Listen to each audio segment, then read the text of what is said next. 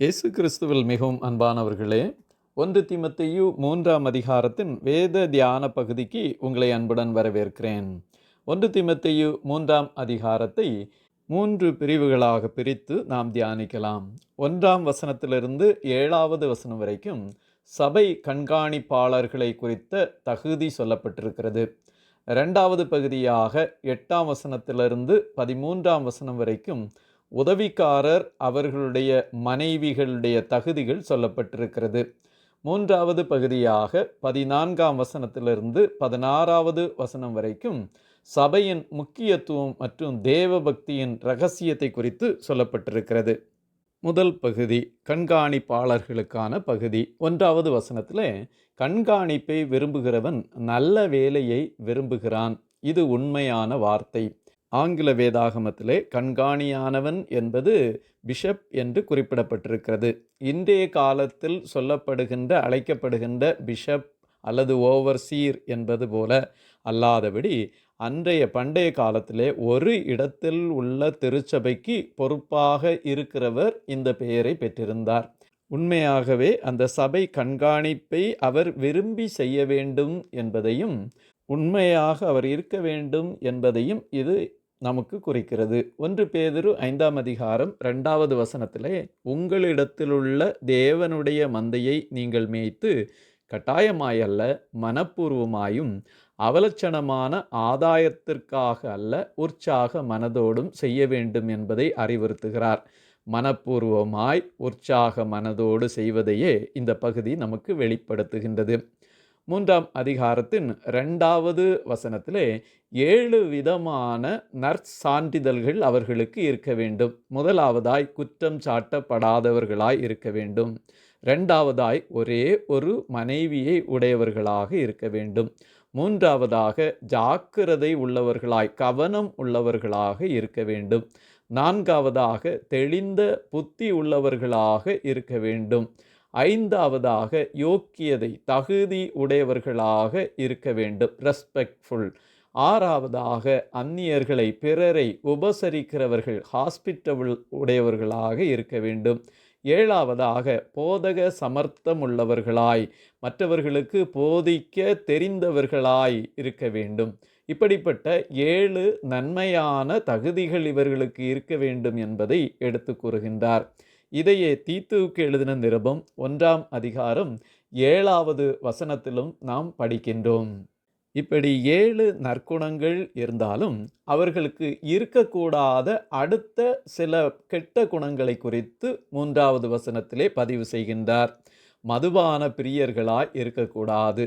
9வது அடிக்கிறவர்களாய் இருக்கக்கூடாது, அதாவது சண்டை போடுகிறவர்களாய் இருக்கக்கூடாது.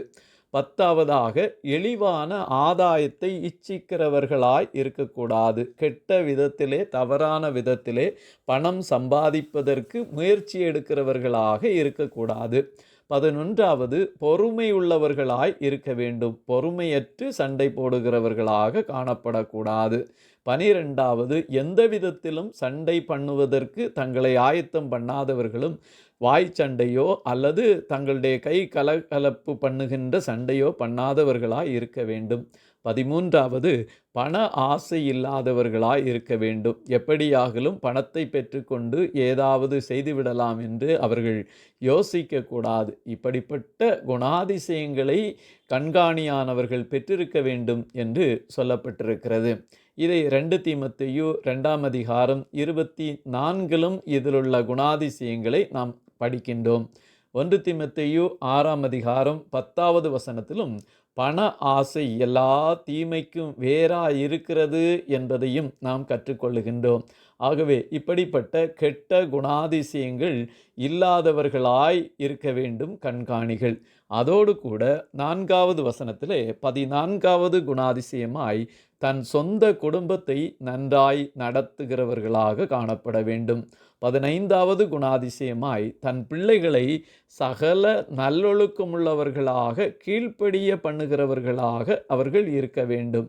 ஏனென்றால் அடுத்த தலைமுறையை கர்த்தருக்கு நேராக வழி நடத்துகிறவர்கள் இவர்களே, இந்த கண்காணிகளே. ஆகவே அவர்கள் அப்படிப்பட்ட நற்குணங்கள் பெற்றிருக்க வேண்டும்.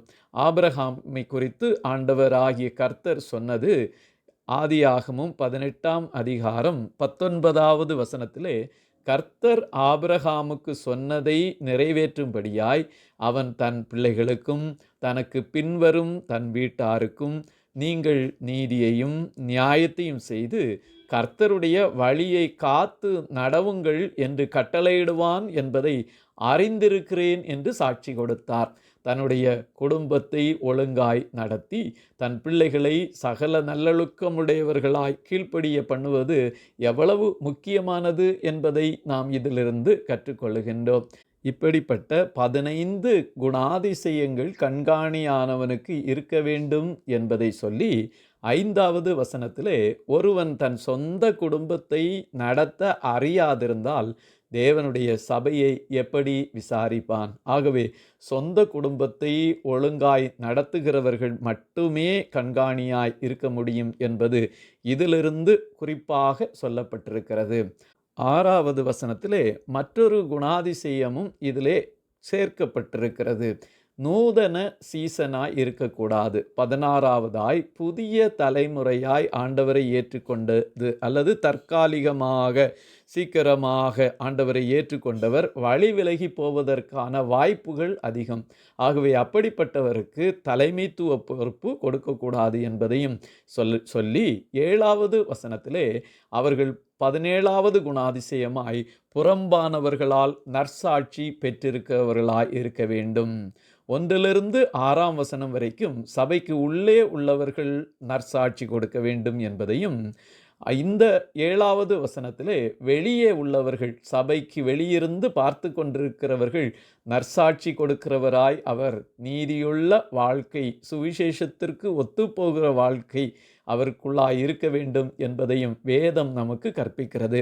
ஆகவே நம்முடைய திருச்சபைகளிலே இப்படிப்பட்ட கண்காணிகளை நாம் ஏற்படுத்தவும், நாம் கண்காணிகளாய் இருக்கிறவர்கள் இப்படிப்பட்ட குணாதிசயங்களோடு வாழவும் வேண்டும் என்பதை வேத சத்தியத்திலிருந்து கற்றுக்கொள்கிறோம்.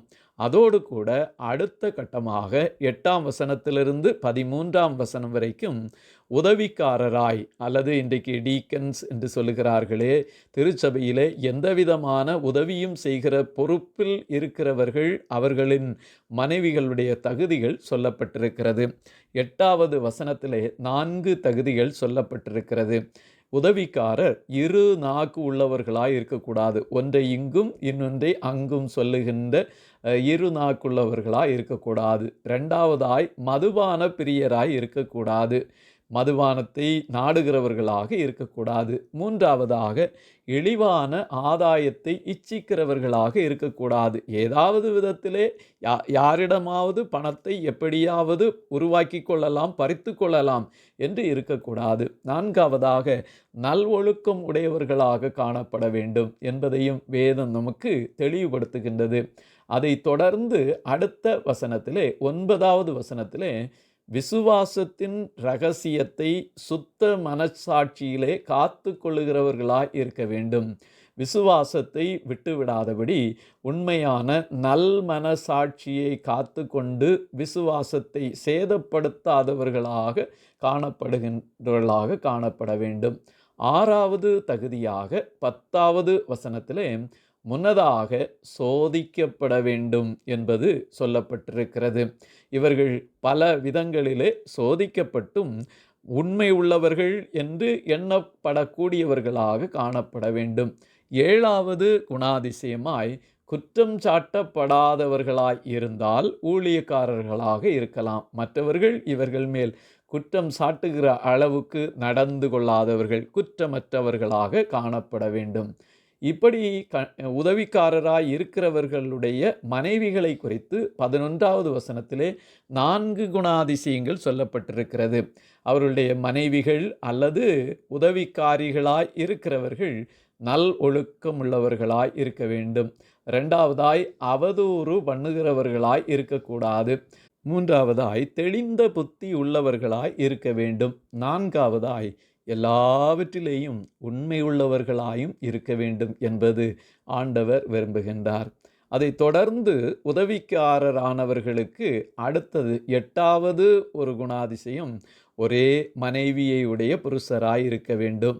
9வது தங்கள் பிள்ளைகளையும் சொந்த குடும்பங்களையும் நன்றாய் நடத்துகிறவர்களாய் இருக்க வேண்டும்.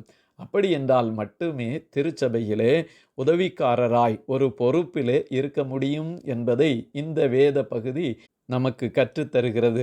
ஆகவே திருச்சபையிலே பொறுப்பாய் இருக்கின்ற நாம் ஒவ்வொருவரும் இப்படிப்பட்ட நற்குணாதிசயங்களை பெற்றவர்களாக வாழ வேண்டும் என்பதை வேதம் நம்மிடமிருந்து எதிர்பார்க்கிறதை நாம் பார்க்க முடிகின்றது.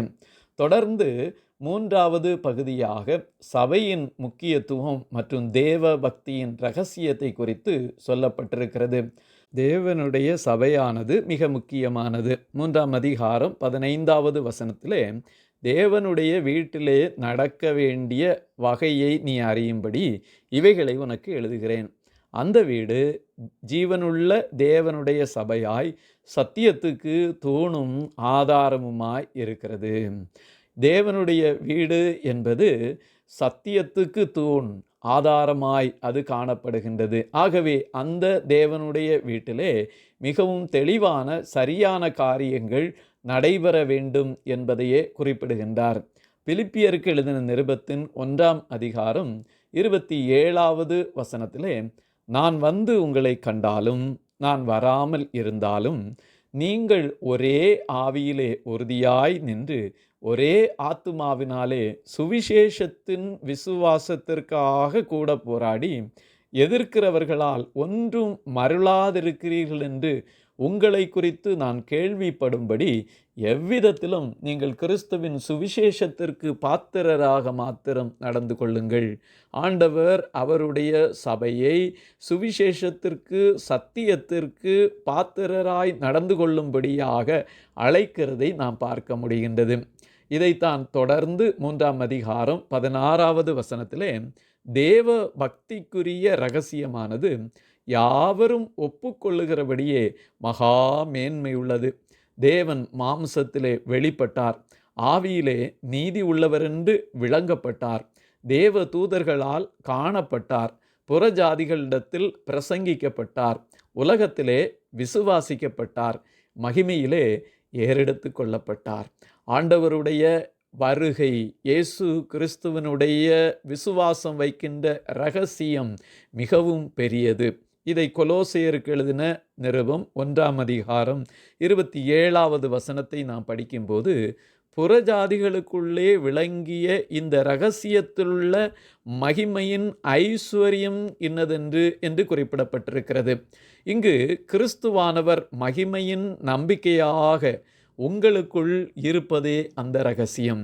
இயேசு கிறிஸ்து நமக்குள்ளாக வெளிப்பட்டு வாழ்ந்து கொண்டிருப்பது ஒரு இரகசியமான காரியம். இதை மற்றவர்கள் புரிந்து கொள்ள முடியாது. ஏனென்றால் ஆண்டவர் நமக்குள்ளாய் வாழ்ந்து கிரியை செய்து அவருக்கு சாட்சிகளாக மட்டுமல்ல, இன்னும் மகிமையிலே அவரோடு கூட வாழ்வதற்கான உன்னத நித்திய வாழ்வை நமக்கு கட்டளையிட்டிருக்கின்றார். இதை மற்றவர்கள் புரிந்து கொள்ள முடியாத காரியத்தினாலே இது இரகசியமாக எண்ணப்படுகிறது. ஆகவே இந்த இரகசியத்தை பெற்ற நானும் நீங்களும் கிறிஸ்துவோடு உலகத்திலும் மறுமையிலும் வாழ்வதற்கு ஆயத்தமாவோமாக. இந்த 3ஆம் அதிகாரத்திலே சபை கண்காணிப்பாளர்களுடைய தகுதிகளை குறித்தும் உதவிக்காரர் மற்றும் அவருடைய குடும்பத்தில் உள்ளவர்களுடைய தகுதிகளை குறித்தும் சபையின் முக்கியத்துவத்தை குறித்தும் நாம் கர்த்தர் மேல் வைத்திருக்கிற தேவ பக்தியினுடைய இரகசியத்தை குறித்தும் கற்றுக்கொண்டோம்.